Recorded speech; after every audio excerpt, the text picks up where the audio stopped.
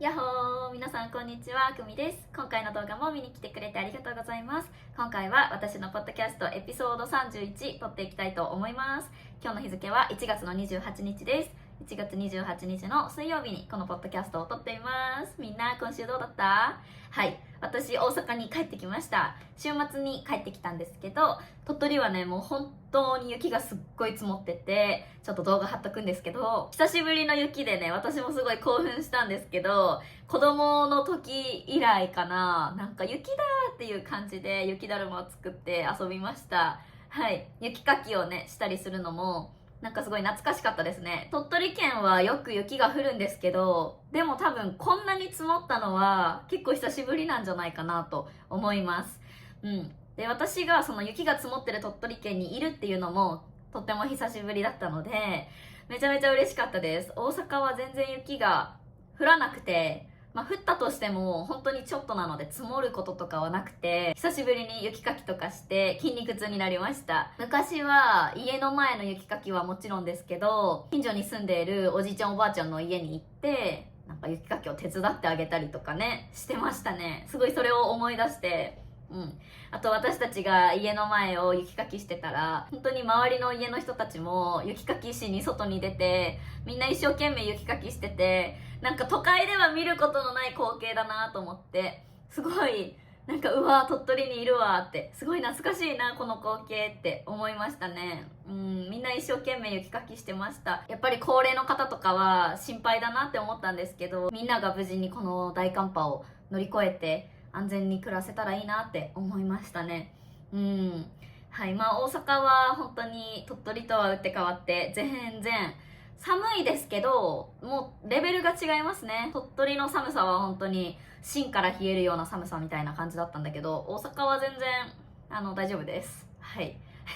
同じ日本でもこんなに違うのかっていうぐらい毎日天気も良くて、鳥取にいる時は雪が積もってるから毎日のルーティンの散歩とかも行けなかったんだけど、こっちに戻ってきてからはお散歩のルーティンも開始して、はい、ジムにも行き始めないとなって思ってるところです。皆さんはどんな感じで過ごしてましたか？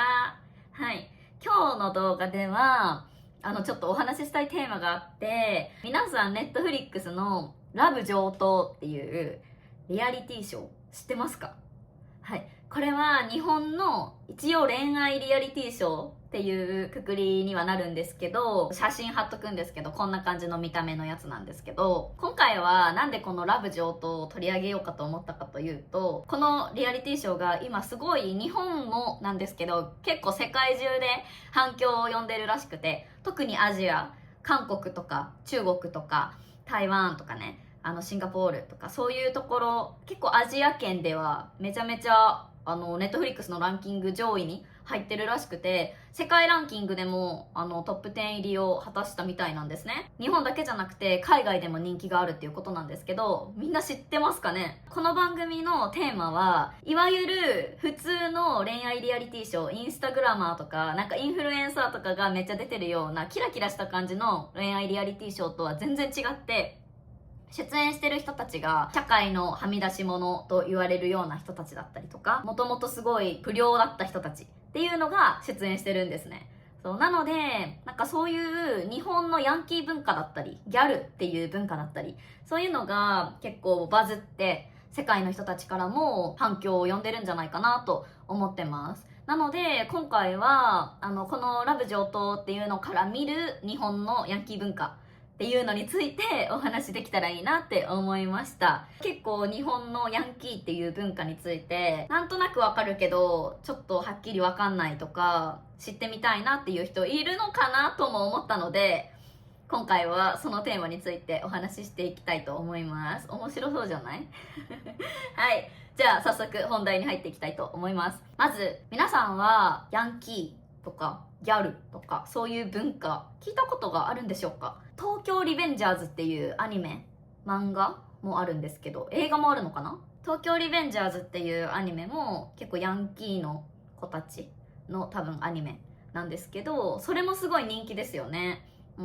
そういうのが好きな人とかは結構今回のラブ上等とかもハマるんじゃないかなって思うんですけど、私がこのラブ上等を見たきっかけっていうのが、ネットフリックスのランキングに本当にずーっと上位に入ってて、私もちょっとなんでこんなに人気なんだろうって。SNS とかでもすごいみんながラブ上等の話してたから、なんで人気なんだろうなって思いながら、でも私あんまりヤンキーっていう文化に興味がないし、って思ってたんだけど、ある日、私のアメリカ人の知り合いから、このラブ上等を見て、どう思うか教えてほしいみたいな感じで、おすすめしてもらって、そう、それで見ることになったんですけど、本当に一回見始めたら、ノンストップで見続けちゃうぐらい、めちゃめちゃ引き込まれましたね。うん。すごい面白かったです。普通の恋愛リアリティショーって結構みんながキラキラした恋愛をしてるというか、出てる人も出演者もインフルエンサーだったりとかね、なんかそういう人たちが多いじゃないですか。で、やっぱり社会に見られるからっていうことで、ある程度みんなが人からどう見られるかっていう自分の映りとかを気にして発言とかを考えて発言したりね、行動をしたりっていう人が多いと思うし、リアリティショーだけどリアルを見てるというよりかはやっぱりちょっとどうしてもフェイクに感じるみたいな、そういうのがあると思うんですよ。でもこのラブ上等は、やっぱり出演してる人たちがさっきも言ったけどヤンキーとか元暴走族の総長だったりギャルの子だったりね、そういう人たちが多いのでカメラ映りとか気にすることないし、なんか周りからどう思われるかとかそういうのを気にするんじゃなくて、本当にもうまっすぐぶつかっているっていう感じなんですはい。だからそれが結構現代の日本人、日本人だけじゃなくて世界中の人たちの反響を得て、すごいなんか見ててリアルだったり純粋な恋愛の気持ちっていうのを思い出させてくれたりだとか、友情だったり上下関係だったり、そういうのがなんか改めて感じられるような番組になってるんですね。はい。で、私たくさん話したいけど、多分この動画を見てラブ上等を見たいなって思ってくれる人もいると思うので、番組の話についてはあまり深く話さないように、スポイラーにならないように気をつけたいんですけど、まずさ、そのヤンキーってみんなどんな人たちのことをヤンキーっていうか分かりますか？ヤンキーの文化っていうのが日本独特の独自の若者のカルチャーみたいな感じなんですけど、この文化自体は1970年とか1980年ぐらいからあるみたいです。で、それがずっと今もなんか、なんだろうな、現代版のヤンキーみたいな感じでまだ残ってるんですけど、ヤンキーっていうのは、やっぱ日本って結構集団行動で、周りと同じことをしなくちゃいけないみたいな、周りと同じが正義みたいなところが、やっぱりね、昔からあると思うし、そういう、なんか学校生活とかの中で、そういうのに反抗したいっていう人たちの反抗の表れみたいなのが、こういうヤンキーの文化につながっていて、学ランとか、わかるかな？日本の制服、学ランっていうのがあるんですけど、学ランをちょっと短く切ったり、ズボンめっちゃ長くしたりとか、してみたりだとか、あとは、その髪型を金髪にしてみたりだとか、そういう風にして、学校生活の中で周りと同じように集団生活をしないといけないっていうのに対する反抗を表してた人たちのことをヤンキーみたいな感じで呼ぶんですよ。ヤンキーの特徴って言ったら、やっぱり見た目が派手だったりとか、服装とかもね、ちょっとヤンキーっぽい服装っていうのがあるんですけど、あとはやっぱりすごく上下関係をめちゃめちゃ大切にしてるんですね。仲間意識が強かったりとかね、するんです。だから見た目とは反して結構性格とかは意外とピュアだったりとか、意外と素直なところだったりがあるんですよ。でもそういう人たちがなんでヤンキーになっちゃうかっていうと、やっぱり小さい頃からの家庭の環境ですごくいろんなストレスが溜まってしまって、それに対する反抗の表れみたいな感じでヤンキーになってしまったりとか、そういうのが多いですね。あとは出演者の中にもいたんだけど、親が逆に過保護すぎて、めちゃめちゃ厳しすぎて、それでずーっと親の言う通りにして優等生として育ってきたけど、もうそれの反動でもう我慢できないってなって急に不良になっちゃう、ヤンキーになっちゃうみたいな感じで、もっとヤンキーだった子とかもいたし、家庭の環境が悪くて、そう小さい頃から借金取りに追われてて、貧乏で何も食べるものもなくてっていうような生活を送ってきた子とかがやっぱり自分で強くなっていかなきゃみたいな感じでヤンキーの道に進んでいっちゃったりとか、そういう風に、それぞれ出演者の中にも本当に大変な辛い過去を持ってる人たちがいて、だからヤンキーの人たちってめちゃめちゃ見た目とかは派手だったり、こうタトゥーとか入れ墨とかが入ってたりするんだけど、本当は過去の辛い思いとかなんか苦しい思いがあったからこそすごいピュアな部分もあって、仲間思いだったり上下関係すごい大切にしてたりする人たちのことなんです。こういうのがヤンキーっていう感じの人たちの、背景なんですけど、日本社会って結構空気を読むとか、感情を抑えるとか周りに合わせるみたいな、そういうところがあると思うんだけど、ヤンキーの文化っていうのはもう本音を優先したり感情を隠さないっていうところだったり、もう好きと嫌いが明確みたいな感じかな。で、そういう元ヤンの人とか元不良の人たちとかが集まって一緒に共同生活をして、で何日間か過ごした後自分の好きな人に告白をするみたいな感じなんですね。でそのリアリティショーが本当にめちゃめちゃリアルなんですよ。感情表現もめちゃめちゃストレートだし、もうド直球な感じもう自分は顔しか興味がないって言い切ってる人とかもいたしね。だからなんかそういう素直なところ、正直すぎるところが今の現代の日本人の恋愛リアリティショーとはもう 100% 違う感じで、見た目はめちゃめちゃ派手なのに恋愛するとなんかピュアなところが見れたりして、そのギャップがねめちゃめちゃ良くて、あんな見た目なのにこんなに人情深い人なんだっていうところが見られたりだとか、子供のことがめちゃめちゃ大好きですって言ってる子がいたりだとか、それで子供に対してすごい優しくしてたりね、なんかそうだね、いろんないいギャップを見ることができるんですね。で恋愛だけじゃなくて本当友達だったり上下関係みたいな、男同士の友情みたいな、そういうのが見られたりする番組になってます。なんとなく分かったでしょうか。そのヤンキーの人たちの恋愛リアリティショーっていうのは、日本たくさん恋愛リアリティショーあるんですけど、すごい今までとは全然違うジャンルだし、ただの恋愛番組っていう感じよりかはすごい日本の文化を表してるサブカルチャーみたいなのが見える番組になってる。あとは見た目ではやっぱり人は判断できないよねっていうのの表れになってたりとかするんです。だから多分日本人だけじゃなくて海外の人からも結構好評なのかなって思っています。でヤンキーとヤクザっていう言葉もあって、ここまで知ってる人いるのかな。それの違いについてちょっと一応説明しときますね。ヤンキーっていうのは、さっきも言ったけど結構年代的には学生とか若者が中心です。でやっぱり学校社会の中の反抗を表してて、不良の学生みたいなね感じなんだけど、ヤクザっていうのはちょっと全然違って、ヤクザは大人のもう反社会的勢力みたいな、もう闇社会の人たちで恐喝をしたりとか違法なことをしたりとか、そういうのがもう仕事みたいな感じの人たちなので、もう完全に犯罪の組織みたいな感じです。なので全然ヤンキーとヤクザっていうのは言葉は似てるんですけどちょっと違います。でこのラブ上等に出てる人たちは元ヤクザの人もいるし、ヤンキーっていう感じで周りの人たちとはちょっと違う社会のはみ出し物として生きてきた人たち、だったりすごいギャルの子たちだったりねが出演してる感じです。今となってはそのシーズン1が超大好評だったのでシーズン2の制作も決まっていて、でやっぱり出演した人たちも SNS とかで超大人気で、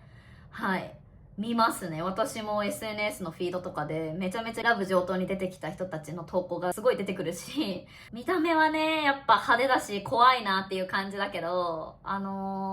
性格ところどころやっぱりその見ていくにつれてみんな一人一人の性格が分かってきて、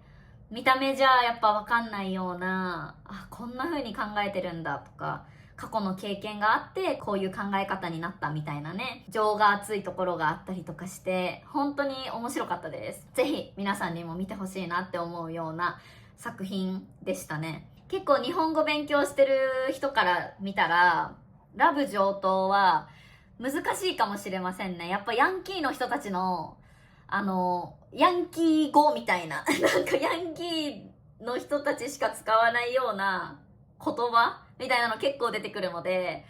ちょっと難しいかもしれないんですけど、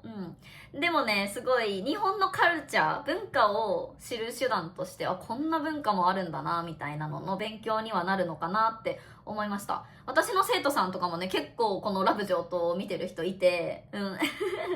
すごいみんな面白かったって言ってました。おすすめです。ちなみに私の推しメン、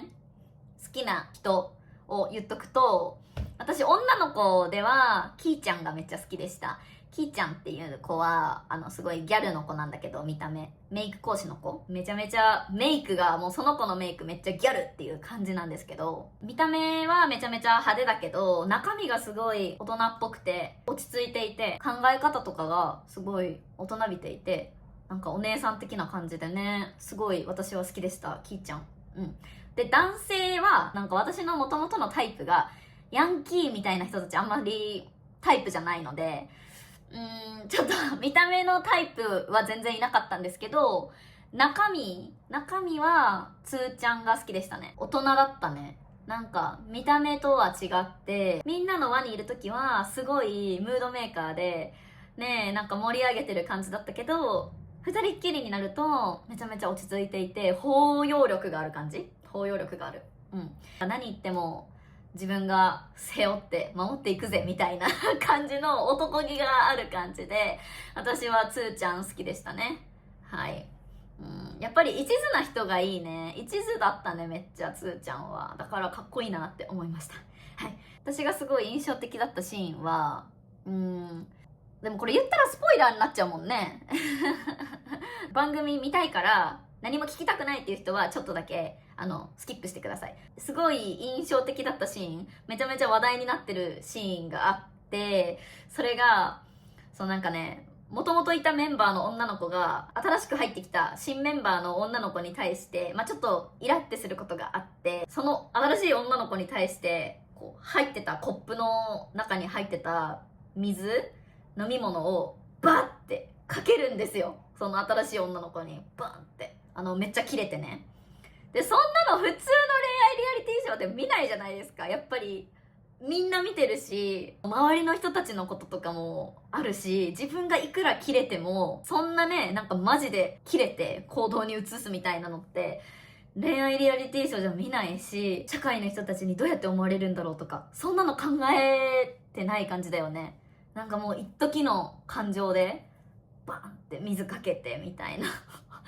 それが、そのシーンがすっごい日本でも話題になってて、めちゃめちゃ切り抜かれてショートとかでね、すごい回ってるんですけど、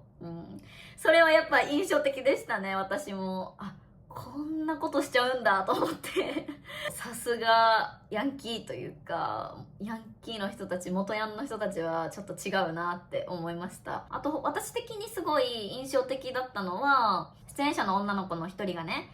やっぱり他の出演者の子たちの過去、辛い過去とかすごい壮絶な過去を持ってる人たちがいるから、それを聞いて自分はすごく環境に恵まれてたんだなって気づいて、今まで言えなかった感謝を自分の家族に電話して伝えてたりとか、なんか今まで照れくさくて家族にはありがとうって言えなかったけど、なんかすごいありがとうって感謝を伝えたくなって感謝をちゃんと伝えてたりとかね、してて、やっぱ見た目とのギャップもあるし、なんかすごい素敵だなって思いました。本当に恋愛リアリティショーというよりかは、一つの人生のヒューマンリアリティショーみたいな、すごく感動する場面もありました。はい。なんかそういう風にちゃんと感謝を伝えれたりとか、周りの人を大切にすることができるっていうのも、なんかそういうヤンキーの文化の一つでもあると思うので、そういうのが見て取れて、めちゃめちゃ面白かったですね。私の住んでた鳥取県はめちゃめちゃど田舎だったし、そういうヤンキーとかの文化、なんかそこまでだったんですよね。やっぱり私の住んでた田舎の鳥取県でも、ちょっと不良な子とかはいますよ。もちろんそういう子はいるけど、でもなんか全然レベルが違うというか、まだまだ可愛いヤンキーみたいな感じだと思います。鳥取県の、私の住んでた場所とかは。けど本当にここに出てた人たちはもういろんな過去を持ってる人たちで壮絶だったんですけど、ちょっと私が今まで生きてきた環境とは全然違うような人たちだったので、でも私自身も環境がすごい恵まれてたなって思うし、もしね、その出演者の子たちと同じような家庭環境だったり周りの環境だったりしたら、自分もそういう風な道を生きていたかもしれないなって思うし、なんかだから改めて自分もなんかもっと周りの人たちを大切にしなきゃなとか、自分の家族とかなんか自分が生きてきた環境って当たり前じゃなくて本当に恵まれてたんだなっていう風に改めて考えることもできたですね。はい、あとはちゃんと言葉にして伝えないといけないなって思いましたね。